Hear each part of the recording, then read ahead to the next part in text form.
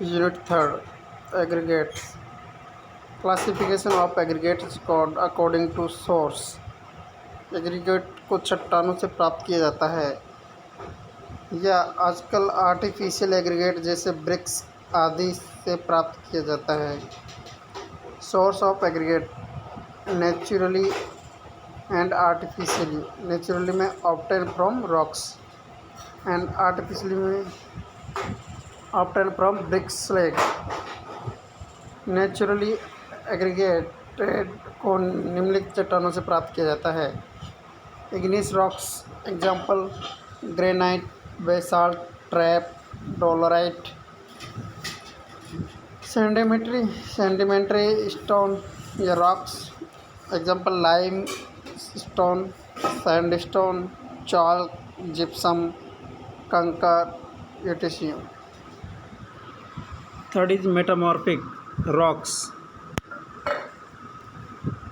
Example quartzite, slate, marble. Not concrete में काम आने वाला एग्रीगेट इग्नेस रॉक से सबसे बेस्ट क्वालिटी का होता है। इग्नेस रॉक कौन सी है? सबसे बेस्ट क्वालिटी का होता है। Classification of aggregate according to size. Size के अकॉर्डिंग क्लासिफिकेशन किया गया है दो प्रकार का, एक कोर्सर एग्रीगेट एंड एक फाइनर एग्रीगेट। कोर्सर एग्रीगेट ऐसा एग्रीगेट जो 75 mm सीव से पास हो जाता हो तथा 4.75 mm वाली सीव पर रुक जाता हो, कोर्सर एग्रीगेट कहलाते हैं। A aggregate which is passing from 75 sieve and written on 4.75 mm sieve is called coarser aggregate. Next है फाइन एग्रीगेट। ये फाइनर एग्रीगेट ऐसा एग्रीगेट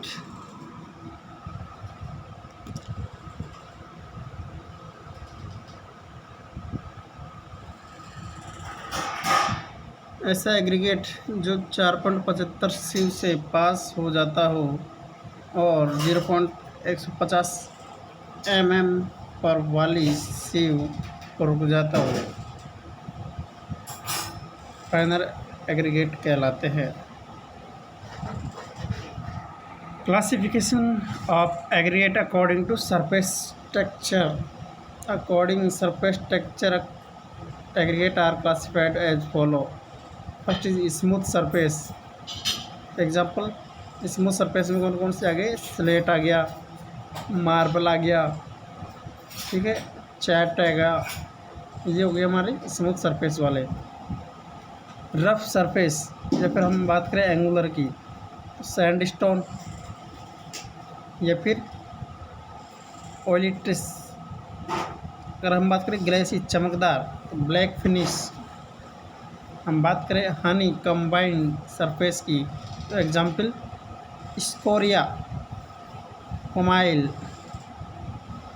एंड क्रिस्टल सरफेस वाले example ballast, dolomite, granite and ग्लेसिक। इनमें से सबसे कमज़ोर स्टोन या एग्रीगेट ग्लेसी सरफेस का होता है। इन्फ्लुएंस प्रभावित the strength of concrete by the texture, percentage of partial और वाटर सीमेंट। स्मूथ अगर 100% है तो रफ 0% होगी और रेशियो क्या अगर रहेगा इसका 0.54 वाटर सीमेंट रेशियो। अगर स्मूथ सरफेस 50% है तो रफ भी 50% रहेगी और उसका वाटर सीमेंट क्या रहेगा 0.57। अगर स्मूथ 0% है तो रफ 100% होगी और वाटर सीमेंट क्या रहेगा 0.60। Strength of aggregate, flexural strength and compressive strength. अगर हम बात करें स्ट्रेंथ ऑफ एग्रीगेट की, फ्लेक्सुरल में देखो अगर 32 न्यूटन पर एम स्क्वायर है तो कॉम्प्रेसिव स्ट्रेंथ कितनी रहेगी? 34.8 न्यूटन पर मीटर स्क्वायर। अगर फ्लेक्सुरल स्ट्रेंथ 4.7 न्यूटन पर एम स्क्वायर है तो कॉम्प्रेसिव स्ट्रेंथ कितनी रहेगी? 32.1 न्यूटन पर मीटर स्क्वायर। अगर हमारे पास फ्लेक्सुरल स्ट्रेंथ 4.80 न्यूटन पर एम स्क्वायर है तो कॉम्प्रेसिव स्ट्रेंथ कितनी रहेगी? 29.5 न्यूटन पर मीटर स्क्वायर। नॉट यदि हायर कॉम्प्रेसिव स्ट्रेंथ की आवश्यकता हो तो स्मूथ एग्रीगेट आर यूज्ड। यदि higher flexible strength high bond strength under tension की आवश्यकता हो तो in that condition rough surface aggregate are used. अब बात करते हैं हम classification of aggregate according to shape. According to shape aggregate are classified as below: rounded particles, angular or cubical particle, elongated particle, planar particle। अच्छा, पहला है rounded particles. यदि concrete में बेटर वर्केबिलिटी की आवश्यकता हो तो कंक्रीट में राउंडेड पार्टिकल उपयोग में लाए जाते हैं। अगर देखो, अगर बेटर वर्केबिलिटी चाहिए बट उसकी स्ट्रेंथ कम रहती है। अगर हम बात करें एंगुलर और क्यूबिकल पार्टिकल, यदि कंक्रीट में हायर स्ट्रेंथ की आवश्यकता हो तो उस कंडीशन में एंगुलर और क्यूबिकल एग्रीगेट की उसको प्रीफर किया जाता है। ठीक है।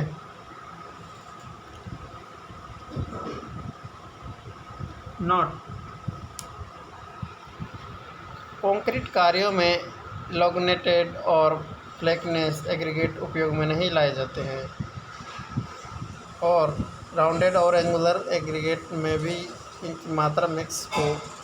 फ्लैकनेस व इलोगनेट इंडेक्स 15% से अधिक नहीं होना चाहिए तथा इलोगनेटेड और फ्लैकीनेस इंडेक्स 6.3 mm से बड़े पार्टिकल्स पर ही वैलिड होता है। नेक्स्ट पॉइंट, राउंड पार्टिकल में वॉइड रेशियो 33% होता है जबकि एंगुलर पार्टिकल में वॉइड रेशियो 44% होता है। फिर भी राउंडेड पार्टिकल के कंपेयर में एंगुलर पार्टिकल को हायर स्ट्रेंथ कंक्रीट में उपयोग लाया जाता है क्योंकि एंगुलर पार्टिकल की बॉन्ड स्ट्रेंथ राउंडेड पार्टिकल के कंपेयर में ज़्यादा हाई होती है। अगर बात करें हम इलोंगिनेटेड एग्रीगेट, ऐसा एग्रीगेट जिनकी length 9/5 into mean dimension of aggregate से ज़्यादा बढ़ जाए, ज़्यादा बड़ी हो जाती हो, इसे कहते हैं elongated aggregate. Length of exceed is equal to 1.8 into mean dimension of aggregate. Mean dimension average of passing and retentive. एक क्वेश्चन देखते हैं, what is the length of elongated aggregate if passing on 45 mm sieve and retain on 20 mm sieve। तो देखो हम क्या करना है, 1.8 45 plus 20 divide by 2, हमारे पास कितना आ गया 58.50 mm। अगर हम बात करें इलोगनेटेड एग्रीगेट की तो 9/5 into mean dimension. Main dimension कितनी है इसकी 45 प्लस 20 बटा 2 32.5। तो हम रख देंगे फॉर्मूले में 9/5 इंटू 32.5 इक्वल टू 58.50। और बात करें छः की थिकनेस एग्रीगेट, ऐसा एग्रीगेट जिनकी थिकनेस 3/5 इंटू मीन डायमेंशन से कम रह जाती हो तो फ्लैटनेस एग्रीगेट कहलाती है। If thickness of aggregate are less than 0.60 into mean dimension.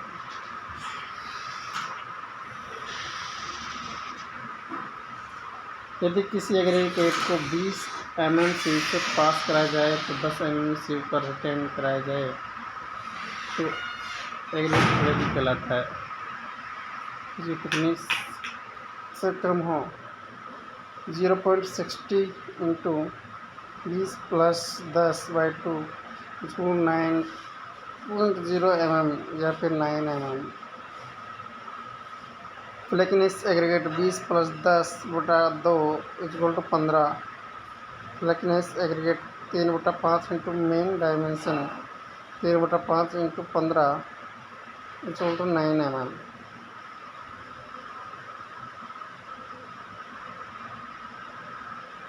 Classification according to zone. According to zone, aggregate are classified in 4 zones. Aggregate zone and type of aggregate. Zone first में coarse aggregate, zone second medium aggregate, zone third fine aggregate and zone fourth very fine aggregate. Aggregate का zone जैसे जैसे बढ़ता है वैसे वैसे aggregate का finance बढ़ता जाता है, अर्थात एग्रीगेट का साइज रेड्यूस होता जाता है।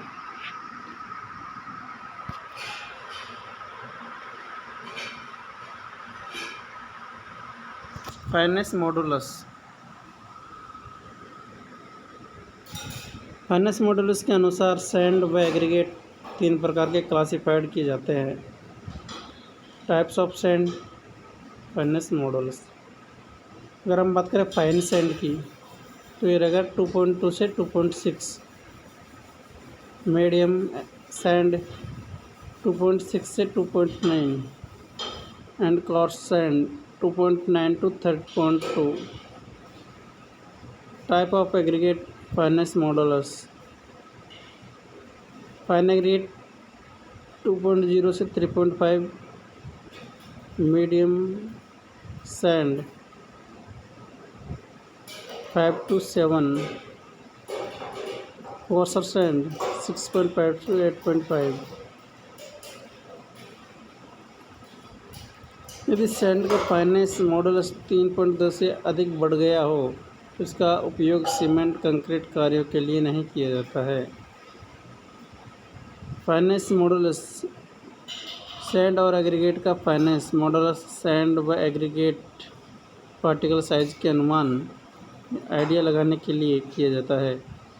फाइनेस कैलकुलेट करने के लिए स्टैंडर्ड सीव उपयोग में लाई जाती है और इन सीव पर रुकी हुई मात्रा के परसेंटेज को 100 से डिवाइड करने पर फाइनेस मॉडुलस कैलकुलेट हो जाता है। Calculate the fineness modulus of given sample if passing quality of pin is of simple are given at different सीव।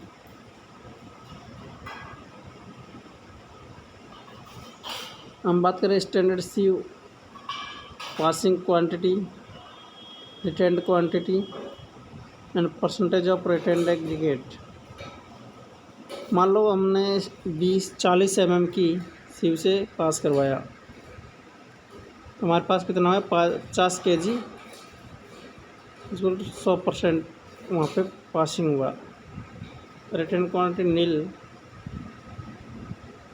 20 mm की बात करें 45 kg इक्वल टू 90%। 5% अगर वहाँ पे रहता है तो 5/50 इंटू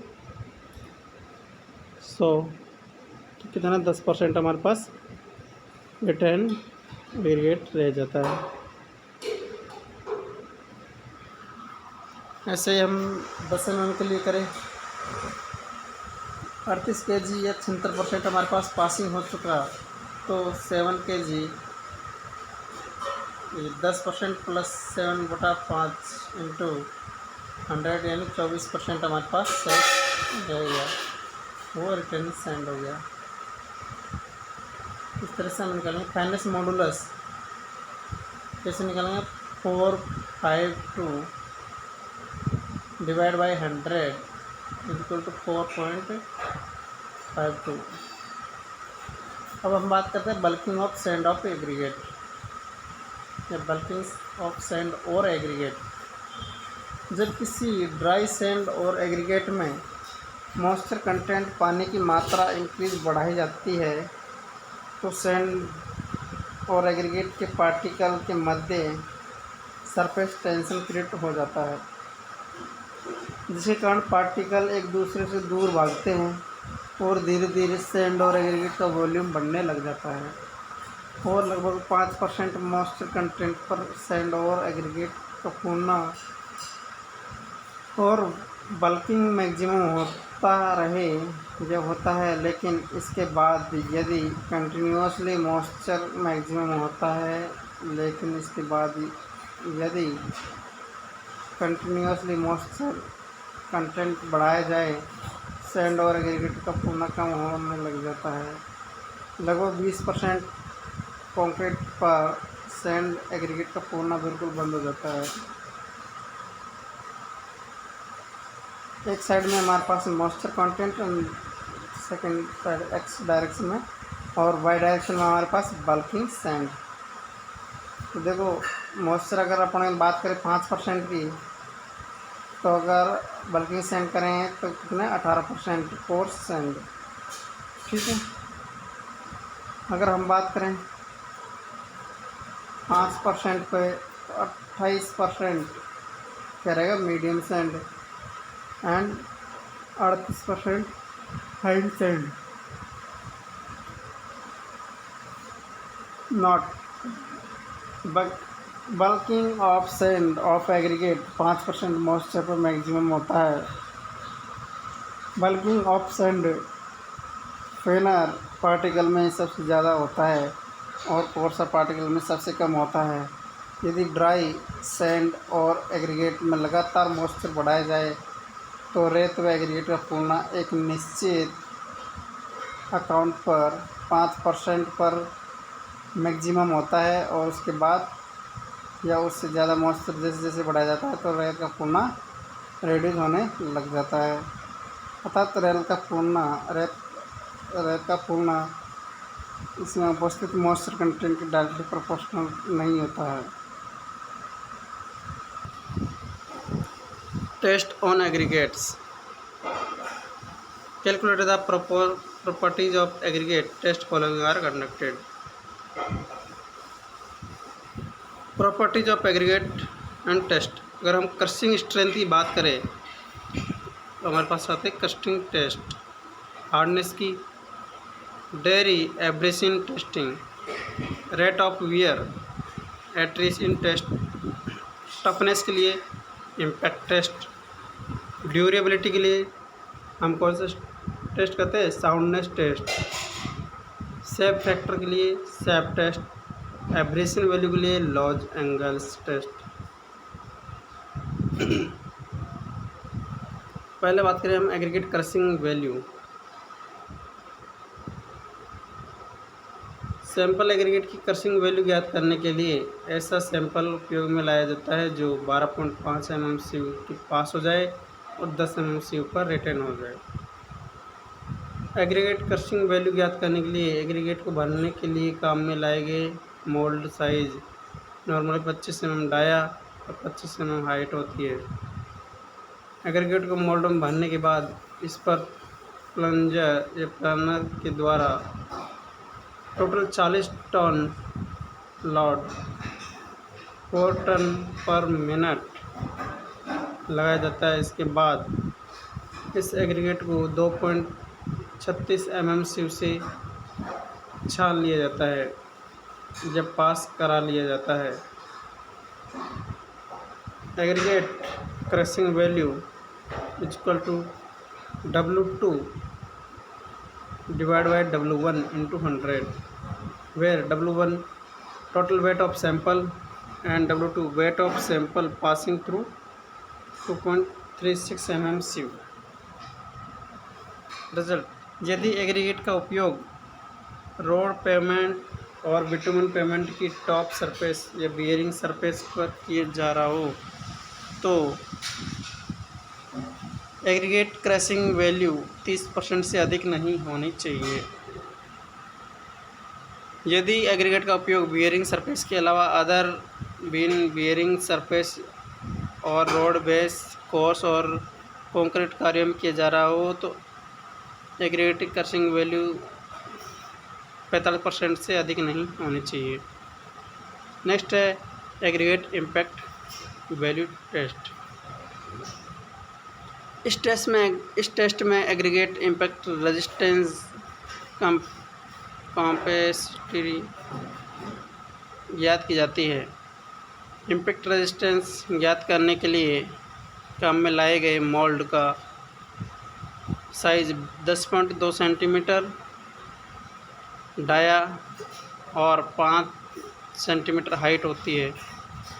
इस मोल्ड में एग्रीगेट को भरने के बाद एक 14 kg का हैमर 38 सेंटीमीटर की हाइट से गिराया जाता है। इसके बाद इस सैंपल को 2.36 mm की सीव से पास कर लिया जाता है तथा हैमर को 15 बार गिराया जाता है। Numbers of blows 15। Aggregate impact value equal W2 divide by W1 into 100, where W1 total weight of sample, W2 weight of sample passing through 2.36 mm sieve। पहला, यदि एग्रीगेट का उपयोग रोड पेवमेंट और bearing surface top surface of pavement के लिए किया जा रहा हो तो एग्रीगेट इम्पैक्ट टेस्ट वैल्यू 30% से अधिक नहीं होनी चाहिए। यदि एग्रीगेट का उपयोग रोड की सरफेस के अलावा जैसे बेस क्लोजर और रोड कंक्रीट कार्य के लिए किया जा रहा हो तो एग्रीगेट इम्पैक्ट वैल्यू 45% से अधिक नहीं होनी चाहिए। अगर हम बात करें एग्रीगेट एब्रेशन वैल्यू तो एग्रीगेट का एब्रेशन वैल्यू ज्ञात करने के लिए लॉस एंगल क्या करेंगे हम लॉस एंगल मशीन उपयोग में लाई जाती है। यह ड्रमनुमा मशीन होती है जिसमें एग्रीगेट को भरकर 28 से 33 पर रेट पर मिनट के अनुसार 1000 बार घुमाया जाता है। इसके बाद सैंपल को 1.70 mm सीव से पास कराया जाता है।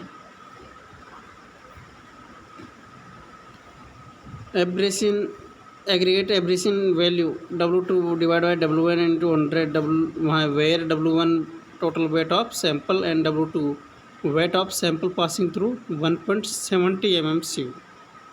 रिजल्ट क्या रहता है? यदि एग्रीगेट का उपयोग बियरिंग सरफेस अर्थात top surface of road payment के लिए किया जा रहा हो तो एग्रीगेट एब्रेसिव वैल्यू 30% से अधिक नहीं होनी चाहिए। यदि एग्रीगेट का उपयोग बियरिंग सरफेस के अलावा किसी भी दूरी करने के लिए किया जा रहा हो तो बेस कोर्सर और कंक्रीट कार्यों के लिए एग्रीगेट एब्रेशन वैल्यू 50% से अधिक नहीं होनी चाहिए।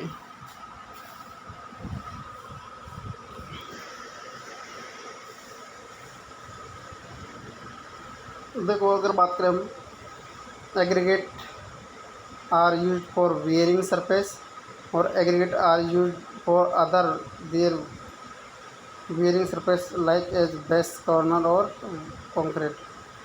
तो अगर हम बात करें एग्रीगेट क्रशिंग वैल्यू तो हमारे पास not more than 30% for aggregate bearing surface and not more than 45% for base coarser concrete के लिए। ठीक है, ऐसे ही हम बात करें एग्रीगेट इम्पैक्ट वैल्यू, तो not more than 30% for wearing surface and not more than 45% for wearing surface like as base corner और कंक्रीट वर्क। ऐसे ही हम बात करें एग्रीगेट एब्रेसिव वैल्यू की, not more than 30% for aggregate used for wearing surface and not more used than 50% aggregate are used or order the wearing surface like as base corner and concrete work। अगर हम बात करें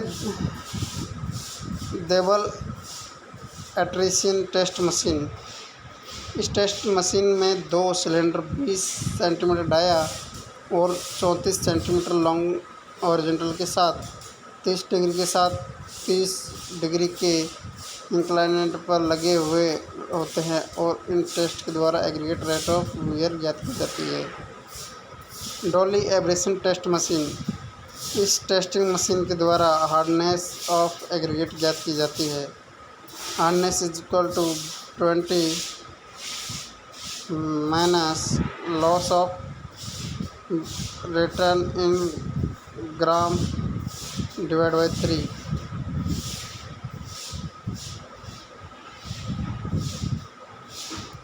note, road और concrete कार्यों के काम में आने वाला एग्रीगेट की हार्डनेस कोएफिशिएंट 17 से कम नहीं होनी चाहिए।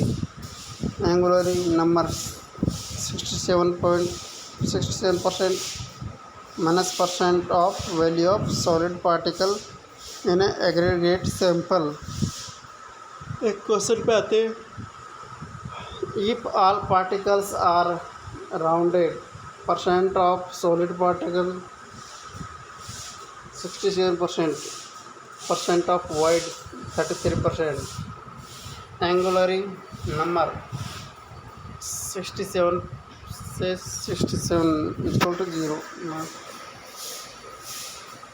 Note, aggregate angular number lie between 0 से 11। स्पेसिफिक ग्रेविटी कंक्रीट के काम में आने वाले एग्रीगेट की स्पेसिफिक ग्रेविटी 2.6 से 2.8 के मध्य होनी चाहिए। वाटर एब्जॉर्प्शन और मॉइस्चर कंटेंट, यदि एग्रीगेट का उपयोग कंक्रीट कार्यों के लिए किया जा रहा हो तो वाटर एब्जॉर्प्शन कैपेसिटी एग्रीगेट की 10% से अधिक नहीं होनी चाहिए। यदि एग्रीगेट का उपयोग बिटुमेन पेवमेंट के लिए किया जा रहा हो तो वाटर एब्जॉर्प्शन कैपेसिटी 0.5 से 1% के मध्य होनी चाहिए। एल्कलीज एग्रीगेट रिएक्शन, एग्रीगेट में एक विशेष प्रकार की सिलिका कंटेंट होता है जो क्षारीय तत्वों के साथ मिलकर लाइट रिएक्शन करता है, जिसके कारण कंक्रीट के डैमेज होने की पॉसिबिलिटी बनी रहती है। इसलिए कंक्रीट के लिए हानिकारक रिएक्शन होती है। इसलिए सीमेंट में एल्कली की मात्रा 0.6 से अधिक नहीं हो सकती।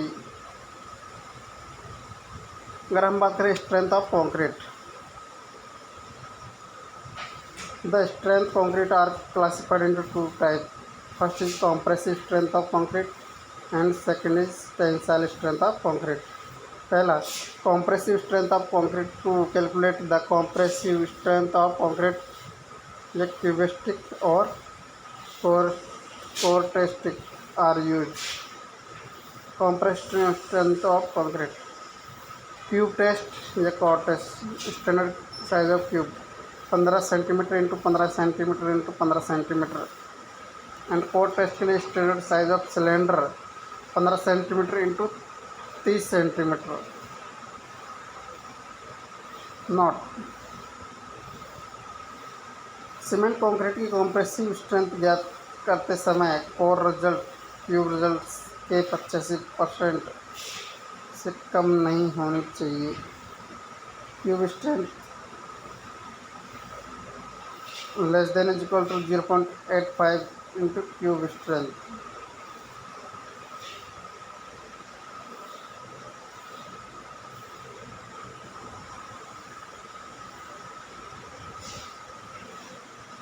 as factor for permissible compressive strength in case of OPC are used as a concrete 3 days, 7 days, 28 days, 2 months, 3 months and 6 months and 1 year. Compressive strength and by contrast factor.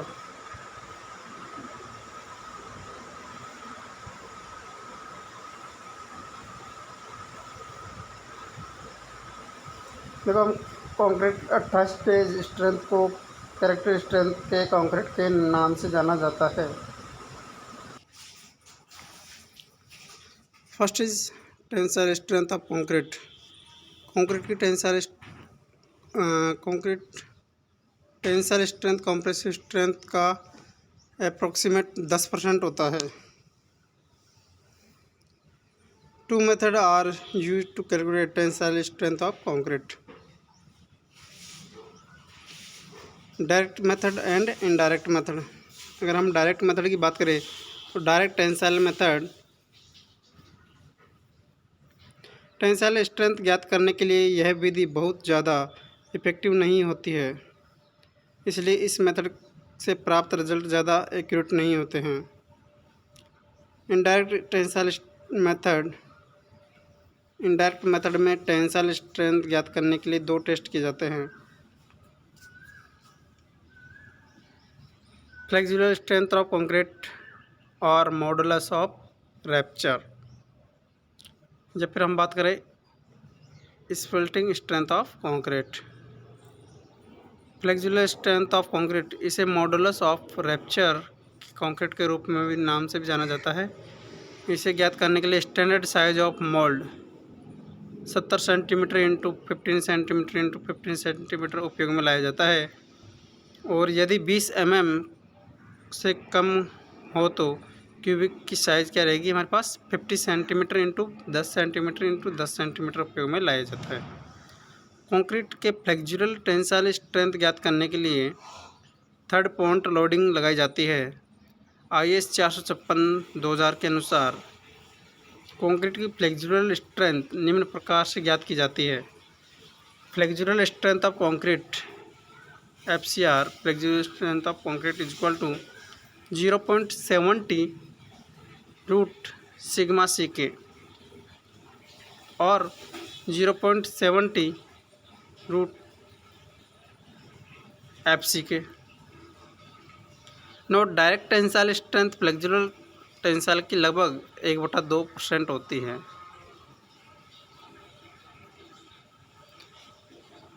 Direct tensile strength divide by flexural strength is equal to 0.50।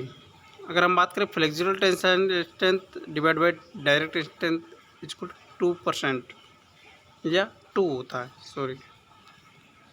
Split strength of concrete, इस test ईसा concrete के specimen को CTM machine के अंदर ही check किया जाता है, और आजकल यह मेथड लार्ज स्केल पर कंक्रीट की टेंसाइल स्ट्रेंथ ज्ञात करने के लिए उपयोग में लाया जा रहा है, क्योंकि इससे प्राप्त रिजल्ट ज़्यादा एक्यूरेट होते हैं।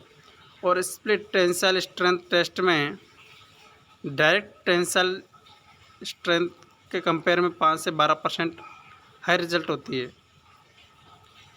Flexural tensile strength greater than split tensile strength greater than direct tensile strength, या FCR greater than FCS greater than FCT। देखो, अगर हम बात करें कोई भी हमारे पास स्पेसिमेन है उस पर हम W लोड लगा रहे हैं, ठीक है, तो WP/DL इसका रिजल्ट देखते हैं। नोट, रिजल्टेंट टेंसाइल स्ट्रेंथ की डायरेक्शन लगने वाली फोर्स के परपेंडिकुलर होती है। बॉन्ड स्ट्रेंथ, कंक्रीट में बॉन्ड स्ट्रेंथ स्टील और कंक्रीट के मध्य लगने वाले फ्रिक्शन और अधेसिन घर्षण और असंजन बल पर कार्य निर्भर करती है। यदि कंक्रीट में हाई फ्लेक्सुरल टेंसाइल स्ट्रेंथ और हाई इम्पैक्ट स्ट्रेंथ प्राप्त करना हो तो स्मॉलर साइज के क्रश एग्रीगेट उपयोग में लाए जाते हैं।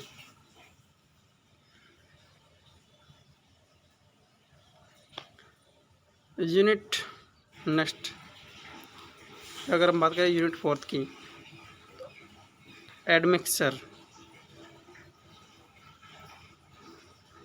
कंक्रीट की प्रॉपर्टीज को इम्प्रूव करने के लिए विशेष प्रकार के एडमिक्सचर डाले जाते हैं, जिन्हें निम्न प्रकार से क्लासिफाई किया जाता है। पहला plasticizer, second super plasticizer, third is retarder, fourth is accelerator, fifth is air entraining admixture. हम इसमें फर्स्ट की बात करें, प्लास्टिसाइजर्स। कंक्रीट के मुख्य रूप से कंक्रीट की वर्केबिलिटी को इम्प्रूव करने के लिए उपयोग में लाए जाते हैं। कंक्रीट के इन यूज करने से 5 से 15% तक वाटर का मात्रा को रिड्यूस किया जा सकता है, इसलिए कंक्रीट की स्ट्रेंथ भी इंक्रीज हो जाती है। कंक्रीट में प्लास्टिसाइजर की मात्रा सीमेंट वेट का 0.1 to 0.4% के मध्य मिक्स किए जाती है। Example, modified lignosulphate MLS, modified lignosulphate, comma sulphonated naphthalene formaldehyde SNF। बात करें हम सुपर प्लास्टिसाइजर की, इन्हें एडवांस प्लास्टिसाइजर के नाम से भी जाना जाता है। इनका उपयोग कंक्रीट की वर्केबिलिटी को इम्प्रूव करने के लिए किया जाता है। कंक्रीट में इनका यूज करने के पानी की मात्रा को 15 से 30% रिड्यूस किया जा सकता है।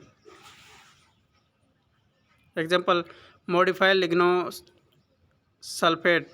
Sulfonate, comma sulphonated naphthalene, comma formaldehyde. Next है रिटार्डर। कंक्रीट की सेटिंग टाइम को एक्सटेंड करने के लिए प्रोलॉन्गिंग ऑफ सेटिंग टाइम डाले गए एडमिक्सचर रिटार्ड कहलाते हैं।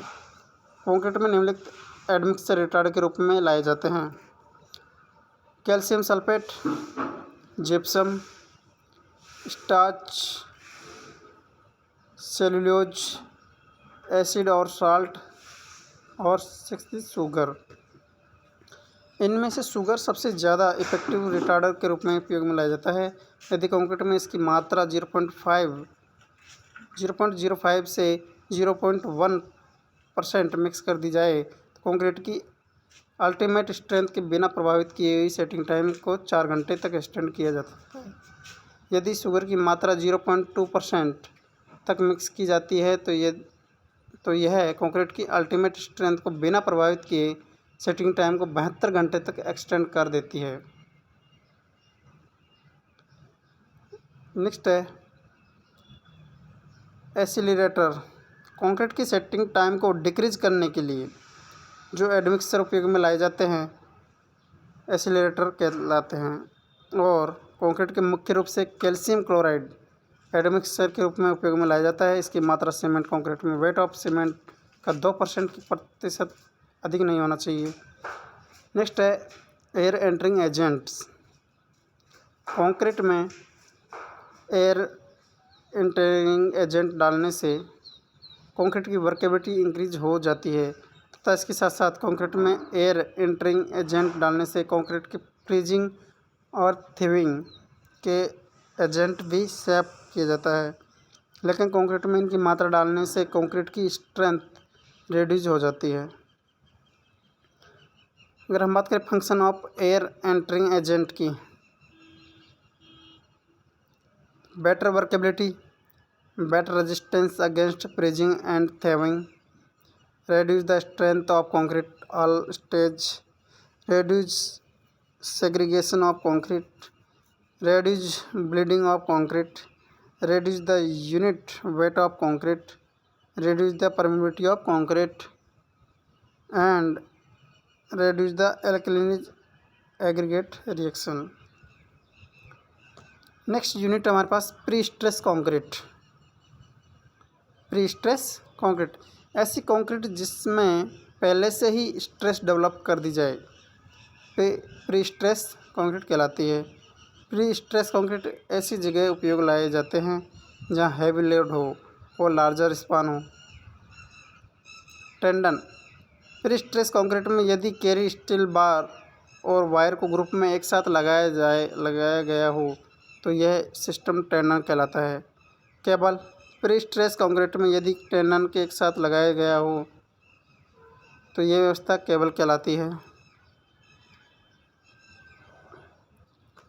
प्री स्ट्रेस कंक्रीट में हाई ग्रेड ऑफ स्टील और हाई ग्रेड ऑफ कंक्रीट काम में लाई जाती है।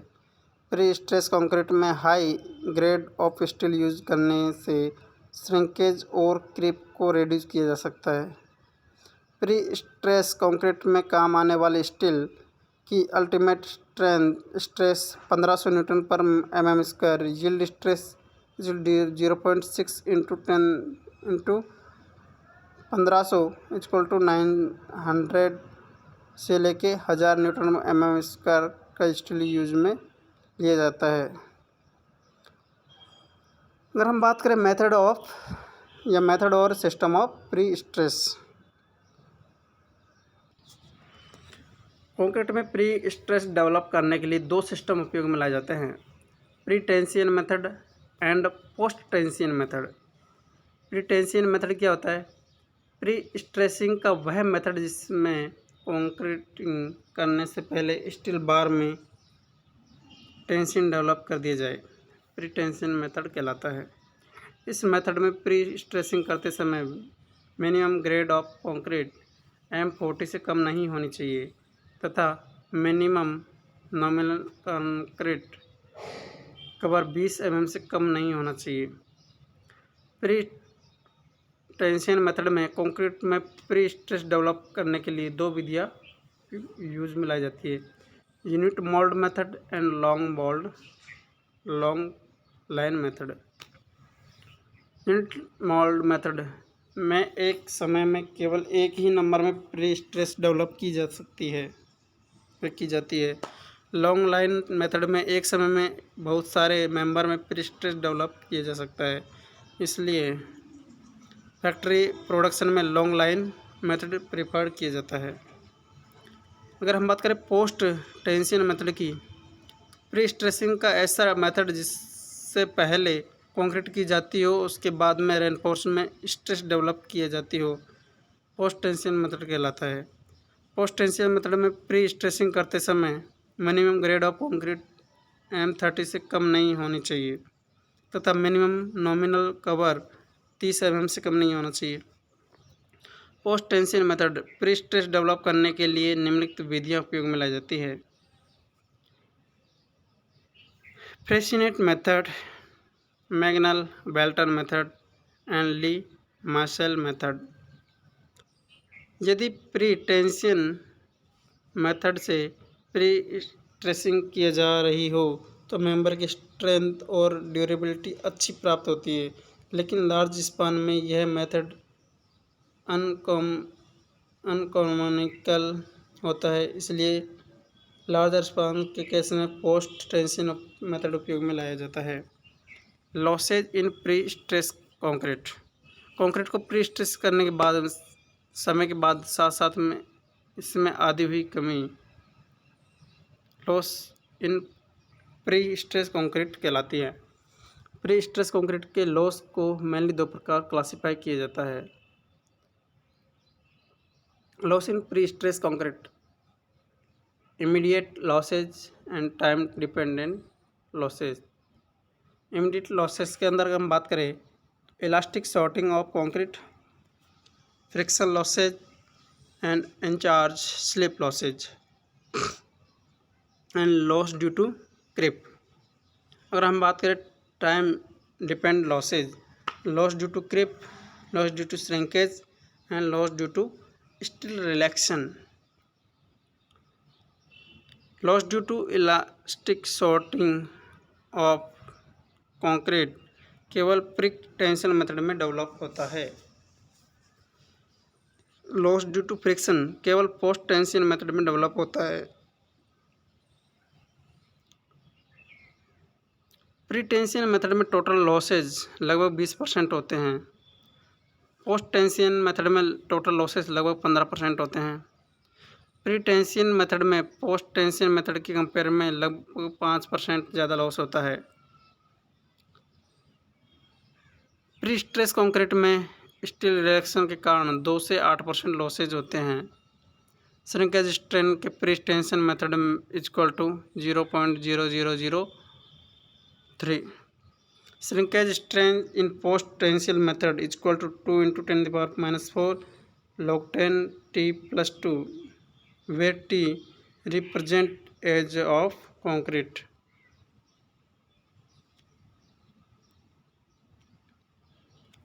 ये हो गए हमारे कंक्रीट टेक्नोलॉजी।